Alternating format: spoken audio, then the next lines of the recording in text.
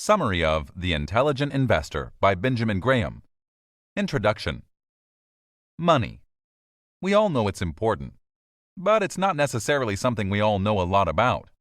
For example, we might know that it's important to manage our finances wisely, to budget, to save, to stay out of debt, but we might not be able to identify concrete action steps that will help us do that.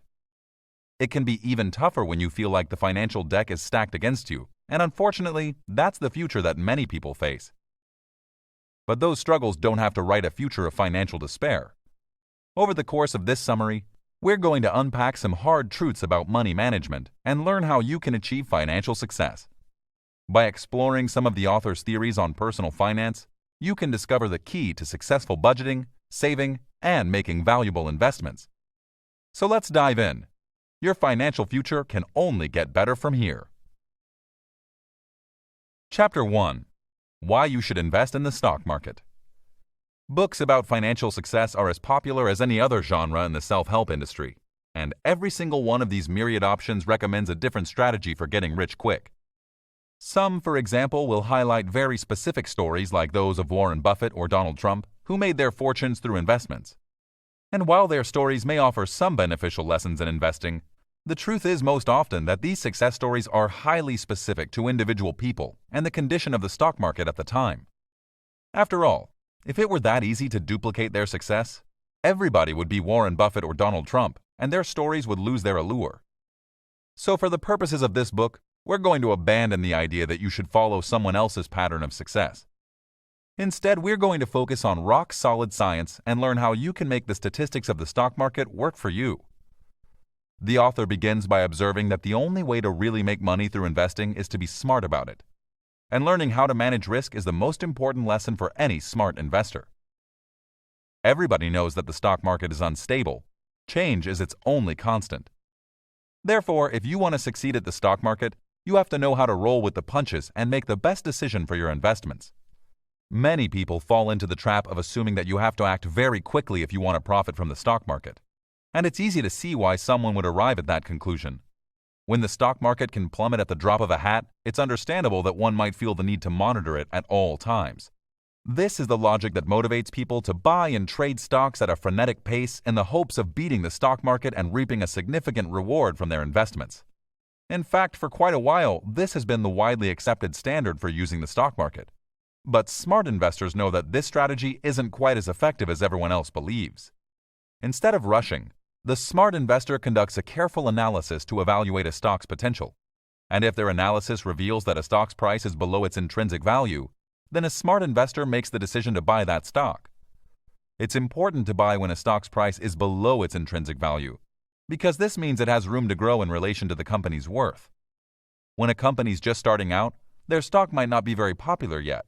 But if you have reason to believe that that company will be the next big thing and that the value of their stock will soon skyrocket, then it's a good idea to get in on the ground floor.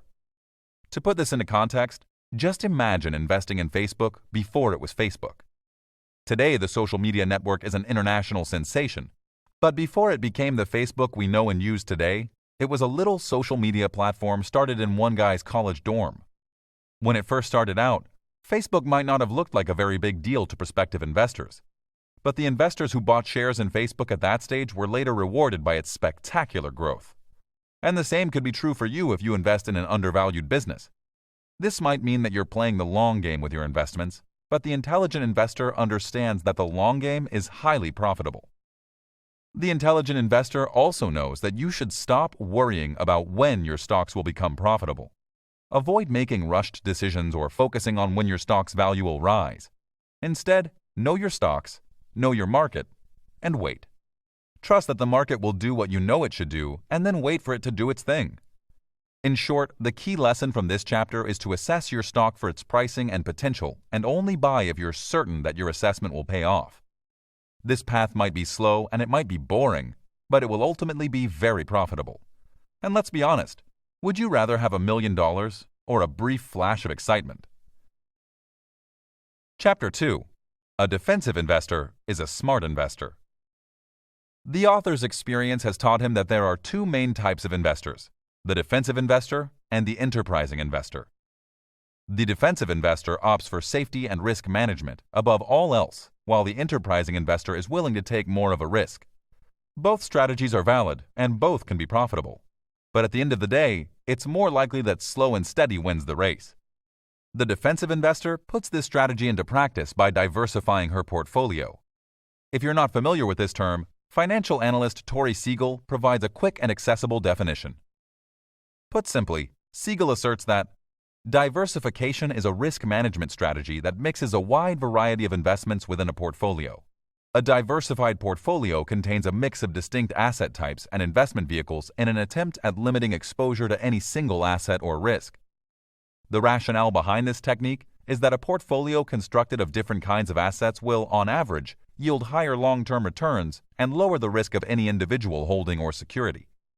Diversification strives to smooth out unsystematic risk events in a portfolio, so the positive performance of some investments neutralizes the negative performance of others. The benefits of diversification hold only if the securities in the portfolio are not perfectly correlated. That is, they respond differently, often in opposing ways, to market influences. Studies and mathematical models have shown that maintaining a well-diversified portfolio of 25 to 30 stocks yields the most cost-effective level of risk reduction. The investing in more securities generates further diversification benefits, albeit at a drastically smaller rate. In practice, this means that a defensive investor should invest in a mix of common stocks and government bonds. And lastly, the author also advises that a defensive investor should attempt to invest in at least 10 different companies, preferably those with an established reputation and a long-standing history of success. This will provide additional stability and decrease risks while maximizing the potential reward. Enterprising investors, by contrast, start off in a similar fashion and then follow their own, somewhat riskier path. Enterprising investors are therefore more likely to take risks on new companies and invest in more common stocks. As previously mentioned, both types of investors are equally valid and both strategies can be equally profitable. At the end of the day, it all comes down to identifying the investment strategy that most closely aligns with your goals and personality. Chapter 3. Don't listen to Mr. Market. This is possibly the most helpful chapter in this book, because it invites us to reconfigure our conceptualization of the stock market. The author observes that investors often tend to glorify the stock market as if it's some sort of all-knowing God. They cheerfully sacrifice their lives, their wallets, and their happiness in pursuit of this God, even when it ends in disaster. But if you want to be an intelligent investor, the author asserts that you have to cultivate a different mindset. Instead of thinking of the stock market as a great and glorious deity, think about it as a person. We can call him Mr. Market. Thinking about him this way helps to demystify him because, as it turns out, Mr. Market is actually a very unpleasant person. He's moody. He's selfish. He can never make up his mind. And when he's in a good mood, he dazzles you with an array of empty promises that he quickly abandons when his mood turns again. In fact, if Mr. Market were a person, he almost certainly would have no friends. So far from finding him glamorous and powerful, you'd probably cut him out of your life and refuse to even have him over for dinner. And the author observes that this is just how it should be.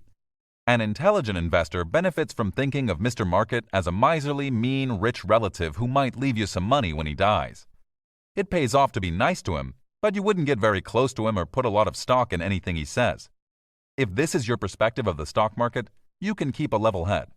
So when everyone else is freaking out and buying and selling their stocks based on Mr. Market's whim, you can stay calm and ask yourself what the data says instead. For example, if we return to our earlier analogy about Facebook, let's say that you see potential in a company that no one else is enamored with yet. Initially, that company's stock might be very low because Mr. Market assumes it's devoid of potential. But if your analysis says that this company is likely to be the next Facebook, you'll have the last laugh when your stocks become extremely profitable and everyone else misses out.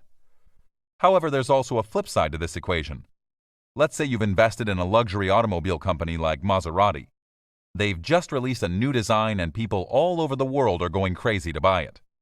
Mr. Market likes the attention, so he gets excited and tells everyone that Maserati stock is the next big thing. But what if their newest product isn't so great after all? If the new car is quickly revealed to be a total flop, Mr. Market's mood will swing again, taking everyone else's mood and money along with him. Gone are all his bright, shiny promises, with no hope of restoration. and you've lost more money than you bargained for. This example just goes to show why you can't listen to Mr. Market, and you can't follow the whims of the crowd either. Both are extremely capricious and unstable, and you'll be disappointed if you put your trust in them. So that's why you want to be the clever investor who thinks critically about each and every one of their investments. You want to be the one who always looks before she leaps. Learn to examine a company's financial history before you invest any of your money in their stock. Consider the long-term value of a stock and don't be swayed by its status as the latest trend. And don't be fooled by the company's short-term earnings either. Even if they look successful on the surface right now, it's possible that they might have an unstable foundation or shaky business principles that will cost you money down the line. So don't be fooled by Mr. Market, and don't put too much stock in the mindless opinions of the crowd. Get it? A stock pun? Okay, that might be a little too cheesy. In short, the key lesson from this chapter is to think for yourself and keep the stock market in a very realistic perspective. Final summary.